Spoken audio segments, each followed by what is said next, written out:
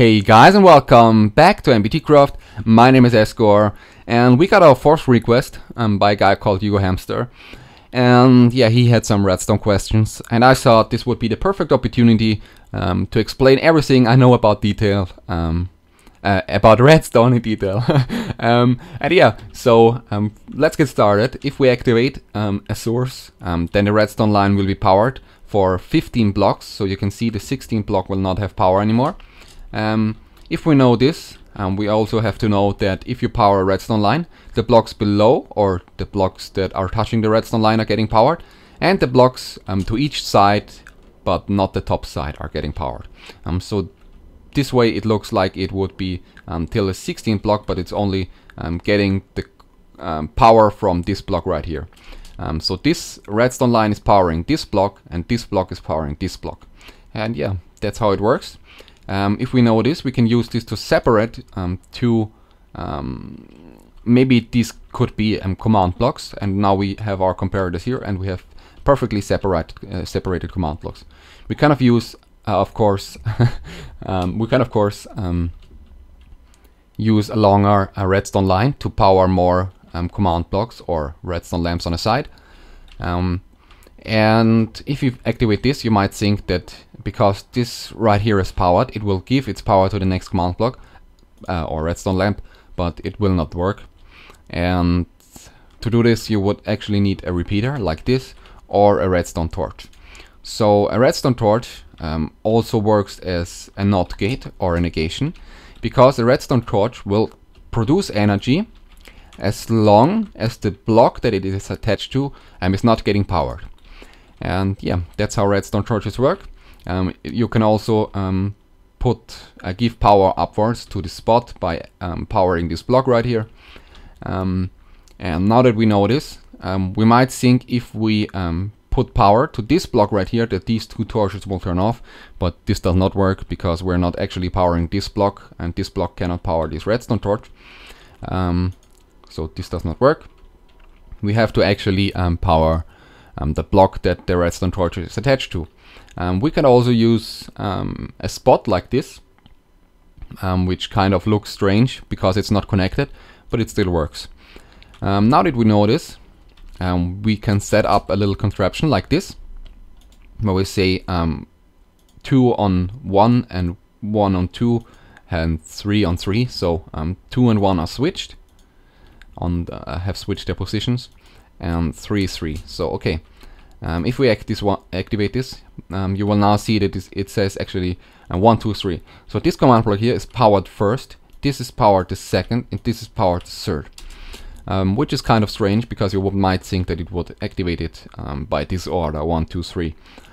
So if we switch this around, we reverse this whole contraption. It's still 1, 2, 3, and still 2 and 1 are switched, and 3 is 3. We activate this lever right here, and we'll see the output is still 1, 2, 3. So it works. We can reverse it into the other direction, and it still gives the same output. Let's do this again. 1 and 2 are still switched, 3 is still 3. Activate this one, still works. Okay, and now we look inside. It's still 2 and 1 is switched, and 3 is still 3. And we activate this one. What will happen? 2, 3, 1. Okay, why is now 2, 3, 1, even though that is the same as the other ones? Yeah, that's because redstone works based on a location it is, based on the direction it's facing, and yeah, it's kind of strange. And if you want to have command blocks power in a specific order, then you have to set it up like this and test it out by, say, command blocks. Yeah, then let's get to the next one, which is an AND gate. An AND gate is a gate which has a negation in front right here, because we want a positive output. So if we activate one lever, nothing will happen, because this redstone line is still powered by this redstone torch, so this redstone torch here is still off. But if we activate both levers, both redstone torches turn off, and therefore this redstone torch can turn on, and therefore power the output. Yeah, then we have an AND gate, which does not have the negation, the NOT gate on this side right here. So it's always on, but it will turn off if both levers are flicked. So this is just the inverted output. We have the OR gate, which is simply just connected redstone lines. So you do not even need these blocks right here. If you activate one lever, it will be on. If you activate the other lever, it will be on. If you activate both levers, it will still be on. If you do not want this, if you only want it to be on if this lever or this lever is activated, but not if both levers are activated, then you need the XOR gate, which looks like this. And this works the way that if you activate this lever, then this block will here will receive the power, and therefore this torch and this torch will turn off. Still, this redstone torch will power this redstone line, and therefore this redstone torch will still stay off. The thing is, if you activate both levers, then this redstone torch here will turn on, because this redstone line here is not powered anymore by any of these torches, and therefore these two torches will have the power from this redstone line, and therefore the output can't be on. But if you just activate one lever, then this will turn off right here, and therefore this will turn on and give a signal. So let's see this in action. Activate 1, it works. Activate 2, it does not work. Activate 1, it works. And yeah, so this is what happens. You might want to get upwards with your redstone lines. For that we could use half slabs, which are, I think, the most compact and most useful way, because you most of the time do not need to get very high. So yeah, half slabs work as full blocks, but still the redstone lines try to connect to each other. These are the top sides of half slabs. Okay, so if we activate this lever, you will see it will power the output. And okay, let's actually look at this first, because as I said, the half slabs work as a block kind of way, but if you actually use blocks, then it will break, or so these lines will not connect to each other, or it will not try to connect to each other. And because it does this, if I activate this lever, you will see, even though that this command block that says I have the power has the power, there's still no output on the top. Yeah, because they do not try to connect to each other. So yeah, if you want to do this, use half slabs. It's very cool. But the problem is half slabs do not work downwards, so this will stay off. Because yeah, if there is a powered block, it will not power this redstone line right here. You could also use, if you want go very high, you could also use redstone torches, or a combination of redstone torches and half slabs. Activate this, and you will see that these will switch their current state. So the off torch will turn on, the on torch will turn off, and so on and so on, and we can power the exit, the output. But if we go a very high place with that, up there is a command block, and look how long it takes till after I activate the lever. Yeah, and now it says power reached top. It takes a very long time, and yeah, just want you to have this in mind if you have contraptions. Make it as compact as possible. If we want to get downwards, there's another possibility to do this. We can use blocks that have spots on them and redstone torches, like this. So this is a block with a redstone spot and a torch, then a redstone spot block torch, redstone block spot torch, and so on and so on. And this works very well to get downwards. But since the new snapshots, we can also use slime blocks.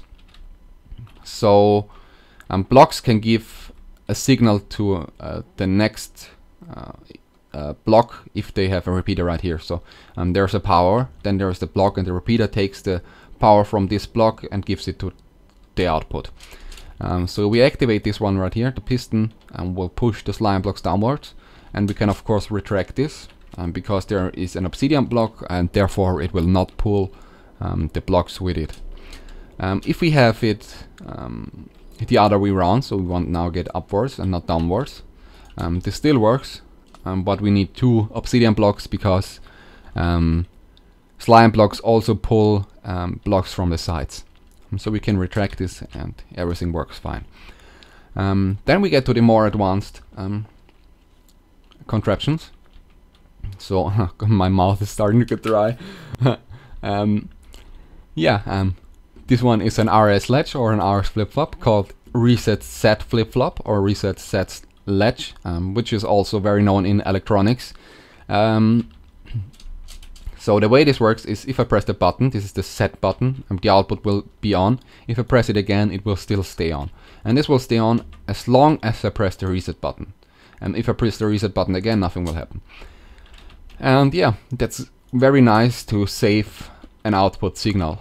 I have used this before. I have used command blocks, but now it's sometimes easier to use command blocks, sometimes still easy to use this. Also, there's a toggle flip-flop if you do not want two buttons, but still want to want to save the output. So we press this button right here, and it will turn off. We press this button again, it will turn on. We press this button again, it will turn off.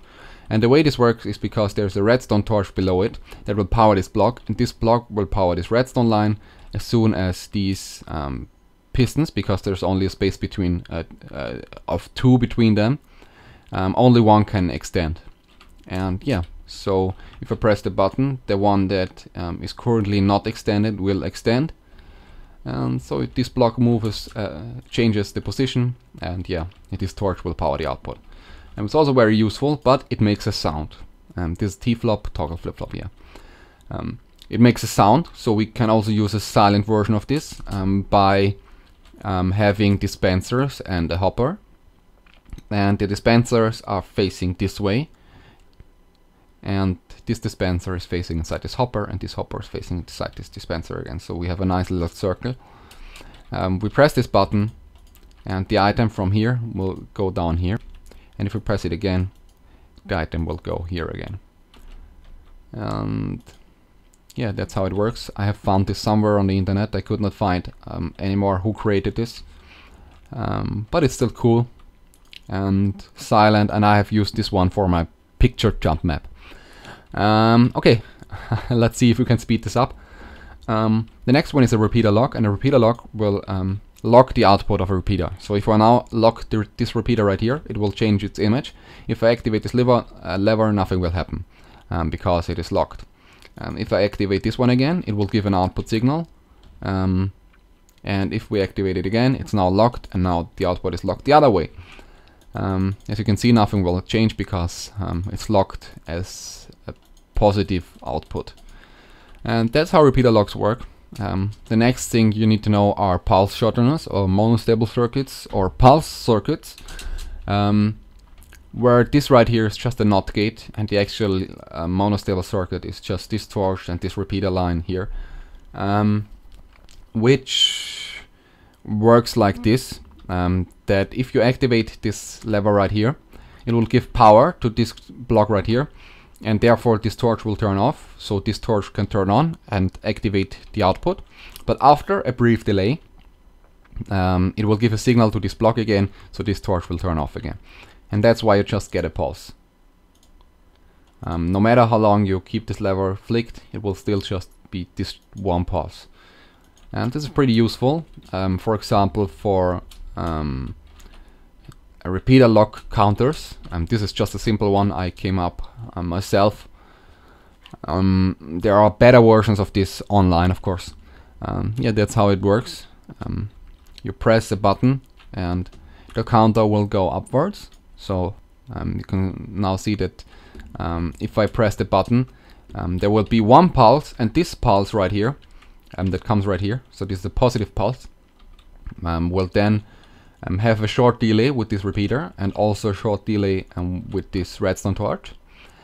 And so at the same time, this will get power and this will get power, and because this gets power, and the repeater locks will be off for a short moment. And now this can get power again. So okay, let me try this again. So if there is a pulse through, there's a power right here and a power right here, and because there's a power right here, the repeaters turn off and the signal can wander through these repeaters. But as soon as the pulse shuts off, they get locked again and get locked in a position. So that's what happens right here. That's why you can count the outputs. And as soon as it reaches the 5th output, this redstone line goes back to this block right here and will power or turn off this torch, and therefore the repeaters are unlocked, and so everything can reset. Yeah, just like this. It's very cool, and now you can of course use it again. You could also do this with hoppers. I have set it up like this, and right now there is the negation missing, so this is still a monostable circuit but without the negation, because I'm using hoppers and I want the item that is currently right here to move along. I have to give a negative pulse, so it has to be always on but sometimes turn off. So if I now press the button, there's a short negative pulse, and yeah, it will also reset at the end, and then the item will be here because I have powered this with the blocks and the redstone line. I mean, it's still a pretty cool system, even though I have messed up kind of way, because okay, you do not have to care about this. Actually it should stop over here, I guess. Okay, I not here, it should stop right here because, okay, whatever. Yeah, let's move on because we're already recording so long. So the next one is a repeater clock timer. This is the most simple one. This is just one pulse right here. You do not need this. You could also place a torch and break it, and yeah.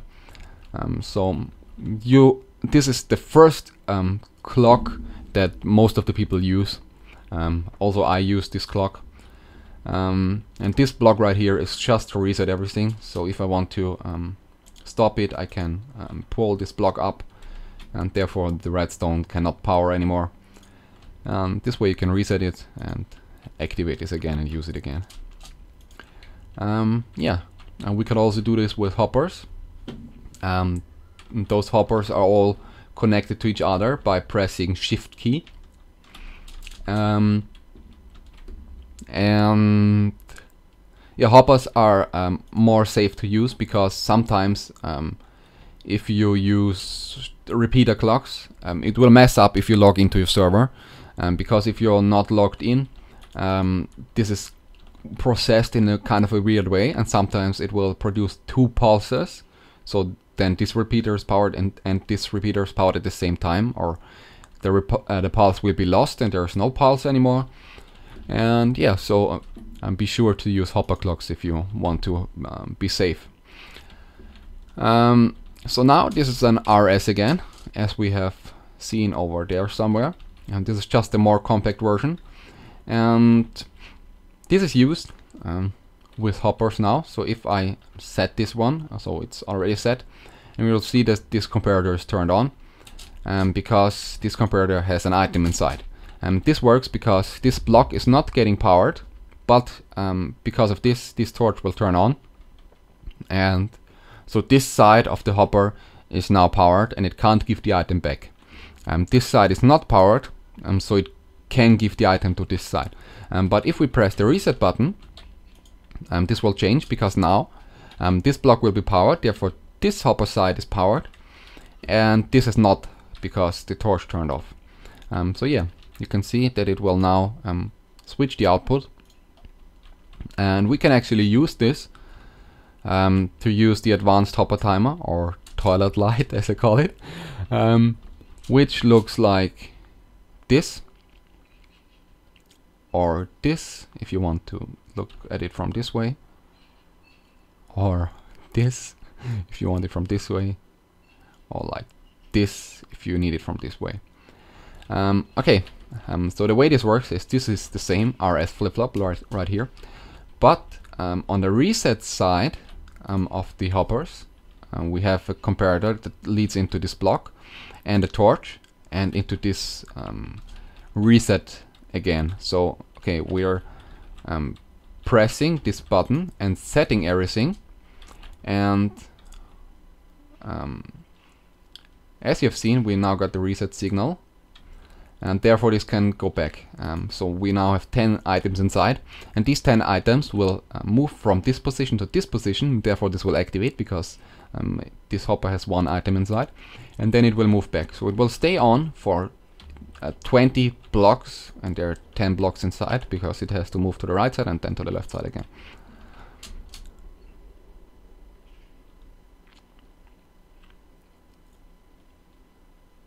And yeah, it's very useful.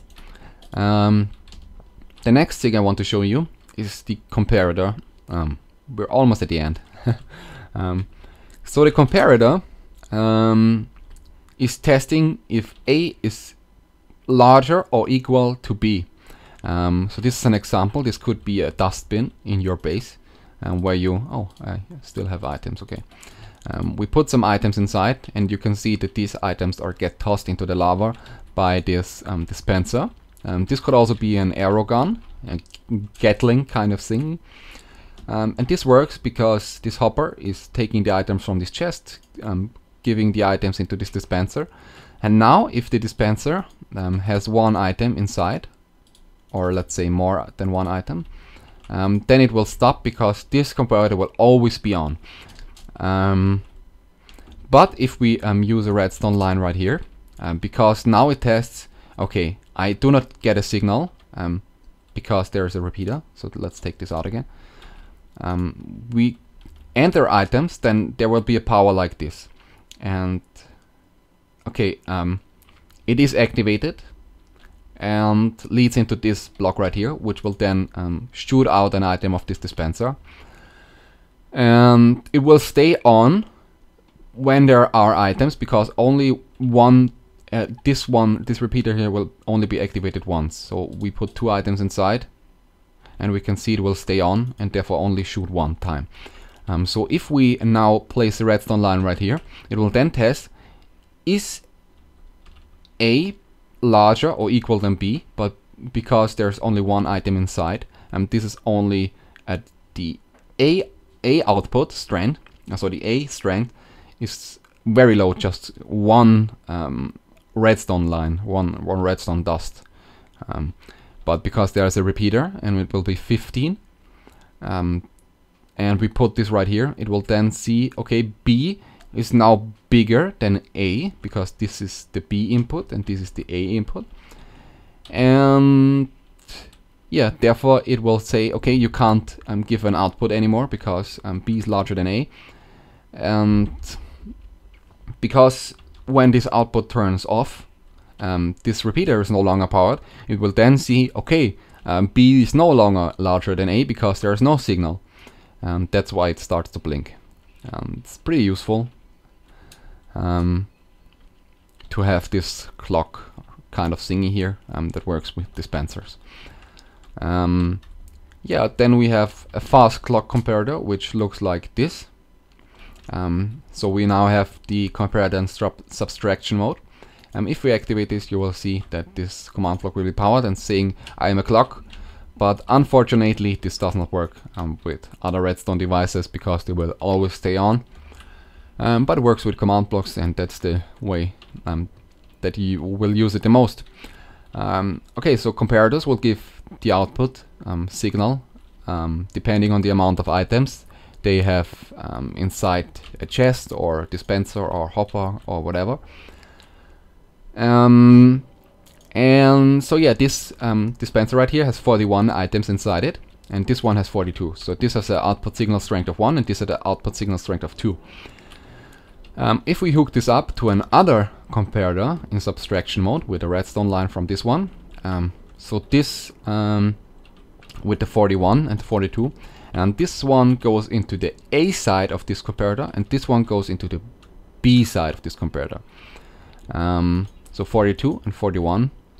And yeah, it will not be activated because A minus B is the output, and A is 41 and B is 42, and that's why it gives no output. But if we switch the position from this to this, now this output right here is larger than this output, because now this is going to the B input and this is going to the A input, and still 42 and 41. And yeah, I hope you learned something, and I also hope I was able to yeah, fulfill this request. And I thank you for watching, guys, and have a very nice day.